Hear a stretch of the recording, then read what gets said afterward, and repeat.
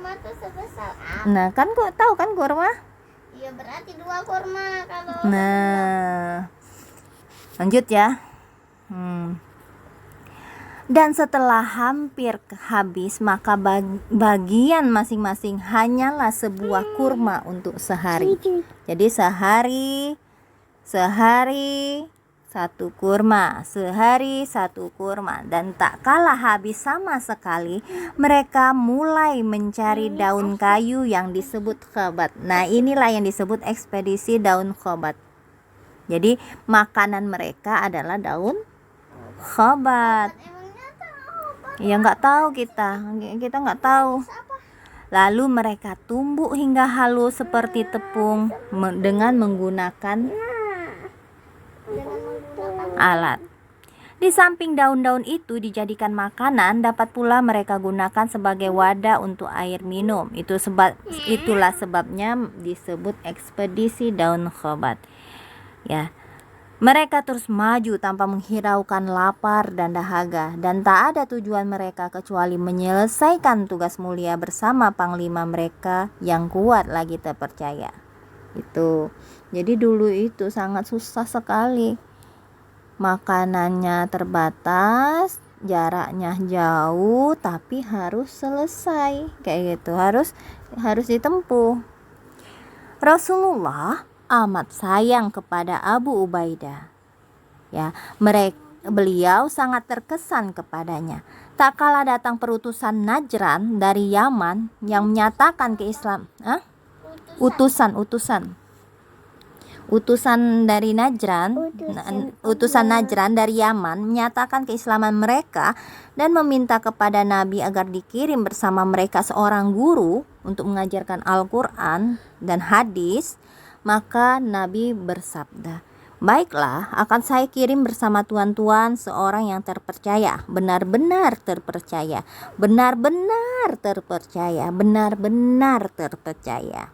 Aneh, Umi. Para sahabat 3 kali. 1, 2, 3, 4 kali diucapinya. Jadi para sahabat yang mendengar pujian benar-benar terpercaya, benar-benar terpercaya, benar-benar terpercaya sampai 4 kali itu ya. Dan masing-masing berharap agar pilihan jatuh kepada mereka. Jadi para sahabat itu pengennya yang terpercaya itu, yang benar-benar terpercaya itu ya dirinya, kayak gitu. Dia sendiri kayak gitu. Umar bin Khattab pun menceritakan kisahnya. "Aku tak pernah berangan-angan menjadi amir, tetapi ketika itu aku tertarik dengan ucapan beliau dan mengharapkan yang dimaksud beliau itu adalah aku." Jadi termasuklah termasuklah Umar yang mendengar kata-kata itu. Umar pun pengen menjadi orang yang terpercaya. "Aku cepat-cepat berangkat untuk sholat zuhur, dan tak kala Rasulullah selesai mengimami kami sholat zuhur, beliau memberi salam, lalu menoleh ke sebelah kanan dan kiri. Maka saya pun mengulurkan badan agar kelihatan oleh beliau." Jadi pengen dipilih nih, mendongak kayak gitu ya si Umar. Aku ya Rasulullah pengennya kayak gitu ya. Iya. Tetapi ia masih juga melayangkan pandangannya mencari-cari hingga akhirnya tampaklah Abu Ubaidah.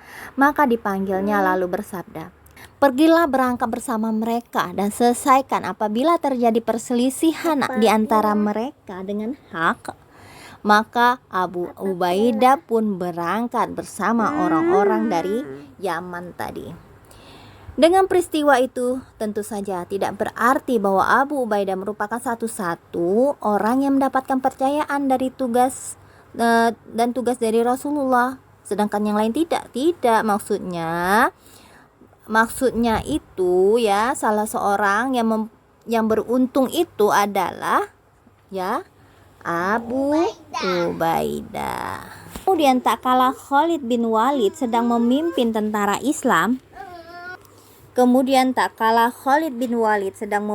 tentara Islam dalam satu pertempuran besar yang menentukan. Tiba-tiba Amirul Mukminin Umar mengangkat Abu Ubaidah sebagai penggantinya Khalid. Yang kemarin ya, nyambung kan? Nah, Yang memang yang kemarin. iya. Demikian diterimalah berita itu. Dimintanya utusan yang kurir tadi kemarin untuk merahasiakan berita itu kepada orang-orang yang lain. Sementara Abu Ubaidah sendiri mendiamkannya dengan suatu niat dan tujuan baik sebagai layaknya seseorang yang arif lagi dipercaya. Arif itu bijaksana. Menunggu selesainya Panglima Khalid merebut kemenangan besar. Jadi dia itu ndak langsung menjadi panglima, karena pada saat itu si Panglima Khalid itu menjadi panglima lagi perang kayak gitu. Jadi dibiarkannya saja dulu perintah Umar itu. Dan setelah tercapai kemenangan ya, barulah si Abu Ubaidah menjadi panglima. Khalid pun bertanya kepadanya, "Semoga Allah memberi Anda rahmat, wahai Abu Ubaidah. Apa sebabnya Anda tidak menyampaikannya kepadaku di waktu datangnya?" Maksudnya di waktu datang perintah Umar tadi. Maka ujar kepercayaan umat itu, "Saya tidak ingin mematahkan ujung tombak Anda, dan bukan kekuasaan dunia yang kita tuju." Mana tadi? Dan bukan pula untuk dunia kita beramal, kita semua bersaudara karena Allah. Maksudnya itu saya tidak ingin mematahkan ujung tombak Anda. Maksudnya itu si Abu Ubaidah tuh tahu kan kondisinya si Khalid itu sedang memimpin peperangan. Jadi dia tidak ingin menghentikan itu kayak gitu. Tidak ingin menghentikan peperangan yang dipimpin oleh Khalid. Dan bukan Kalau nanti pemimpin pas perang susah. Nah iya susah kan, makanya dibiarkan. Susah kan, karena Pak prajurit itu sudah memahami Khalid dan dia akan beradaptasi dengan pemimpin yang baru. Makanya sama seperti kita pemimpin untuk mengganti kekuasaan kayak presiden itu tidak mudah, harus beradaptasi dulu kayak gitu Mas dengan presiden yang baru. Nah yang ini dia bilang bukan kekuasaan dunia yang ingin diambil, yang ingin kita tuju itu bukan kekuasaan dunia, bukannya menjadi pimpinan, itu bukan tujuanku, tapi bukan juga untuk yang lainnya ya, tapi kita di dunia itu untuk beramal disebutinya. Ingat kita bersaudara karena Allah. Itu adalah ucapan si Abu Ubaidah. Demikianlah Abu Ubaidah. Kita bersaudara. Iya. Iya memang. Ya, itu. Kalau kamu anakku. Bukan. Kita bersaudara. Dengan siapa? Dengan Umi. Nah. Kamu anakku. Bukan ya sudah, kalau bukan. Mas anaknya itu Hawa. Anak Hawa kamu. Oh sudah lajulah, carilah anak Hawa. Kata anak Hawa dia. Berarti aku bukan uminya. Kita semua anak Keturunan, bukan anak, keturunan. Nah, kamu nak Habil. Qabil. Nah, Umar datang berkunjung ke Syria. Kepada para penyambutnya ditanyakannya, "Mana saudara saya?" "Siapa?" ujar orang-orang Syria itu. "Abu Ubaidah bin Jarrah," katanya pula. Kemudian datanglah Abu Ubaidah yang segera dipeluk oleh Amirul Mukminin.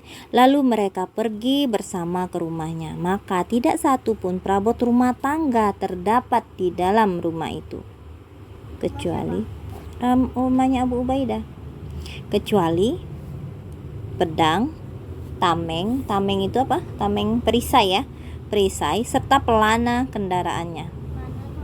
Pelana kuda untuk duduk di kuda itu loh. Untuk apa? Alas kuda itu. Sambil tersenyum, Umar berkata kepadanya, "Kenapa tidak kau ambil untuk dirimu sebagaimana yang dilakukan oleh orang lain?" Maka Abu Ubaidah menjawab, "Wahai Amirul Mukminin, ini telah menyebabkan hatiku lega dan sempat beristirahat." Jadi ngerti nggak kalian ini? Ini telah menyebabkan hatiku lega. Jadi tidak ada beban di dalam ngerti ya? Kata utang. Nah, betul, tidak ada hutang, tidak ada beban. Kayak Menurut kalau barang kalau banyak tapi dikasih neknya tuh tapi kalau banyak uang tuh itu nanti tuh kadang tuh kita tuh langsung sombong. Bisa jadi langsung sombong, betul. Dan dengan tak ada barang itu dia bisa beristirahat, sempat beristirahat. Maksudnya tahu nggak apa? Nanti nggak, dia nggak punya barang-barang, misalnya nggak punya lemari yang bagus, tidak punya dipan yang empuk, dipan kasur. Iya, yang empuk. Dia nggak punya Maksudnya kasur lagi. Memang tidak punya. Misalnya kalau dia punya itu ya, dia akan memikirkan tidur dengan nyenyak, terlena dia kayak gitu ya.